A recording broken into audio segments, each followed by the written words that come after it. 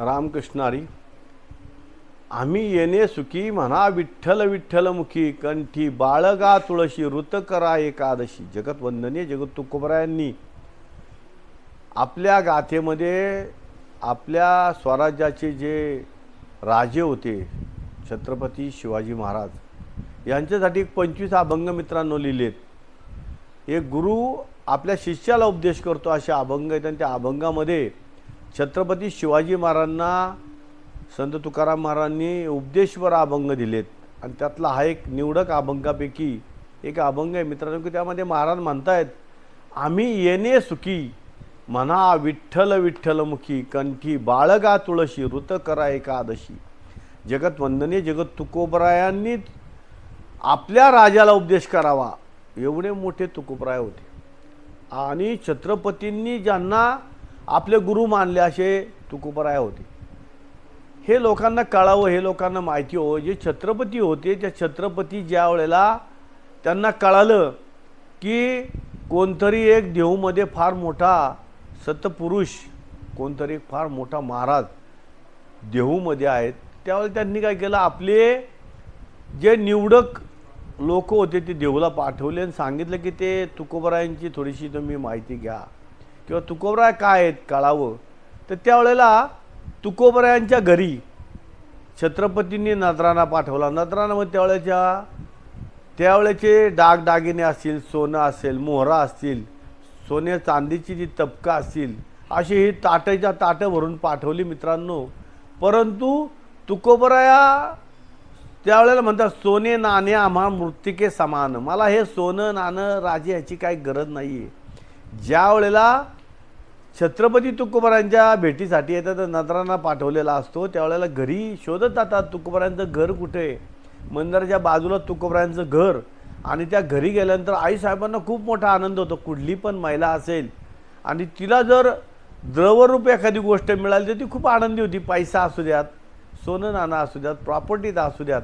त्याप्रमाणे आमच्या आईसाहेब पण 2 मिनटं त्याला भाळल्या, ते सगळे अलंकार त्यांनी गळ्यामध्ये घातले, मुलांनाही घातले, वस्त्र परिधान केले आणि ज्या वेळेला तुकोबराया घरी आलेत, तुकोबराय घरी आल्यानंतर त्यावेळेचा प्रसंग असा आहे मित्रांनो की तुकोबराय घरी आल्यानंतर म्हणतात अरे मी नक्की माझ्याच घरी आलो आहे ना, ते शहानिशा करून घरी आपण चुकून दुसऱ्याच्या तर घरी गेलो नाही।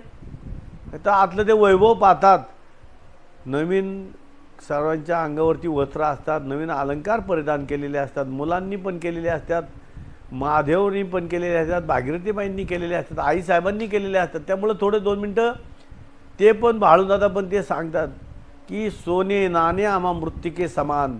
शिवाजी महाराजांना एक मोठा राजा आपल्या घरी आला ना, आपल्या घरी आल्यानंतर ते त्याला ठाम सांगते की राजे ह्या आम्हाला सोने नाणे याची आम्हाला काही किंमत नाही, आम्हाला मातीप्रमाणेच आम्हाला सोनं नाणं आहे, आम्ही याला आम्ही घेऊ शकत नाही, याला आम्ही स्पर्शही करू शकत नाही, हे तुमचं तुम्ही न्या, स्वराज्याच्या कामी येईल, स्वराज्यामध्ये ज्या ज्या ठिकाणी अडचणी असतील, ज्यांना गरज आहे त्यांना हे तुम्ही दान करा, मला याची काही गरज नाही।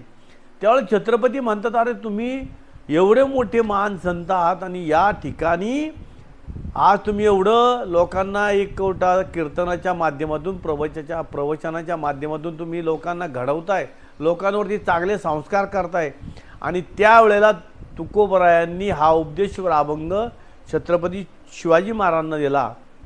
आम्ही येणे सुखी म्हणा विठ्ठल विठ्ठल मुखी कंठी बाळगा तुळशी आणि ऋत करा एकादशी।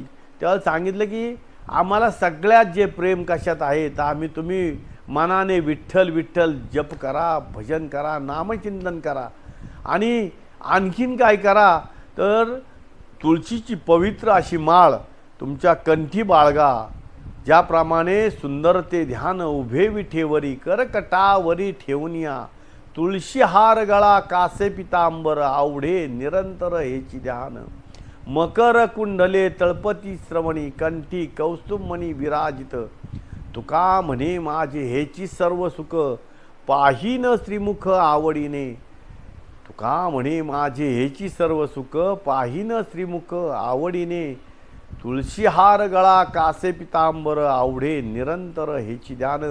या अभंगाप्रमाणे ज्या वेळेला तुकोबरायांनी छत्रपतींना विश्लेषण केलं किंवा त्या अभंगाचं निरूपण केलं, त्यावेळेला छत्रपती पण भाळून गेले मित्रांनो. छत्रपती म्हटले आम्ही काही आता तिकडं परत जात नाही, आई साहेबांनी निरोप पाठवा की मी या देहूमध्ये महाराजांच्या सानिध्यात राहतो आणि इथंच मी हे करतो. पण त्यावेळेला तुकोबरायांनी सांगितलं राजे तुमचा जन्म यासाठी नाही आहे, तर तुमचा जन्म या महाराष्ट्र राज्य घडवण्यासाठी आहे. महाराष्ट्राचे तुम्ही आज फार मोठे राजे आहात, या जनतेचे तुम्ही रक्षक आहात आणि तुम्ही हे केलं पाहिजे असे उपदेशपर अभंग तुकोबरायांनी दिले.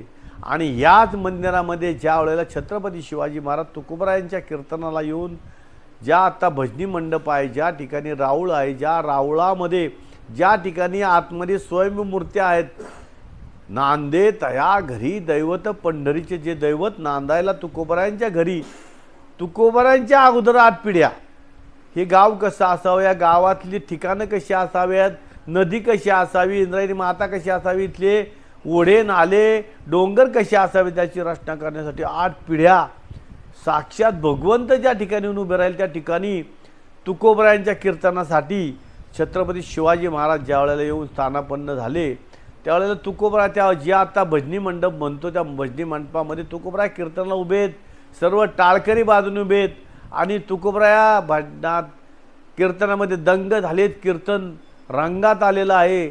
आणि अशा वेळेला सर्व मोगलांना कळालं की छत्रपती शिवाजी महाराज देहूमध्ये तुकोबरायांच्या कीर्तनाला आलेत. त्यावेळेला ह्या मंदिराला मित्रांनो पूर्ण मोगलांनी वेढा घातला. छत्रपती शिवाजी राजांना पकडायचं आहे या दृष्टिकोनातून ते या मंदिरामध्ये आले. मंदिरात नुसते आले नाही तर मंदिरामध्ये आल्यानंतर त्यांनी चहू बाजूने मंदिराला वेढा टाकला. ह्या मंदिराची रचना अशी आहे मित्रांनो आजही की तुम्ही तरी आज एखाद्या गुंठ्यात 2 गुंठ्यात 5 गुंठ्यात तुम्ही जर स्वतःचं घर बांधत असाल, बंगला बांधत असाल, तर तुम्ही प्लॅन करता की माझं किचन असावं, देवघर असं असावं, हॉल असा असावा, बेडरूम असा असावा, बैठकीची व्यवस्था वेगळी असावी, असं तुम्ही प्लॅन करता किंवा एखाद्या आर्किटेक्टकडनं इंजिनियरकडनं प्लॅन काढून घेता. पण या मंदिराची रचना पूर्वजांनी एवढी सुंदर केली की आजही समजा सर्व मंदिर बंद केलं तरीही ह्या मंदिरातून बाहेर पडता येतं.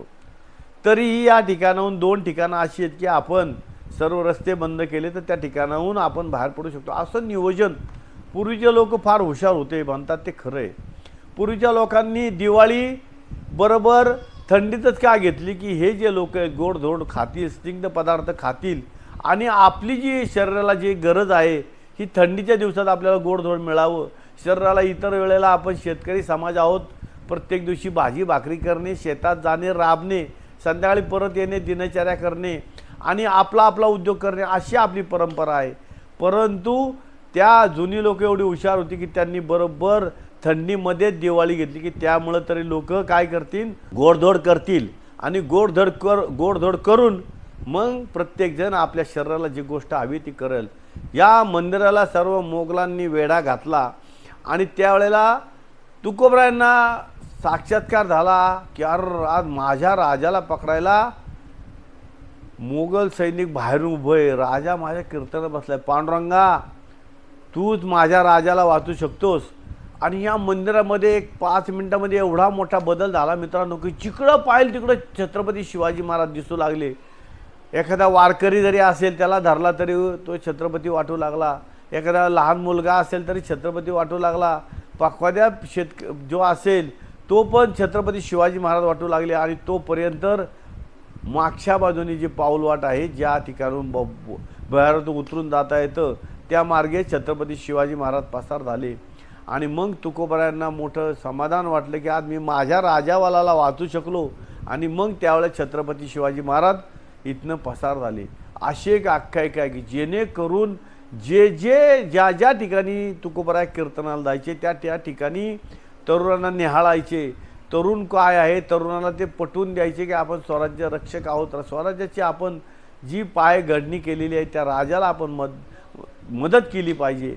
या दृष्टिकोनातून ज्या ठिकाणी छत्रपती तुकोबराय कीर्तनाला जायचे त्या ठिकाणचे जे तरुण एकत्र करून ते मावळे म्हणून मावळ प्रांतामधले जे मावळे आहेत आपण ते सर्व मावळे आपण त्या ठिकाणी छत्रपती शिवाजी महाराजांना मावळे म्हणून देण्याचं काम जर कुणी केलं असेल तर ते तुकोबरायांनी केलं. धन्य तुकोबा समर्थतेने केला हा पुरुषार्थ. रामकृष्ण हरी.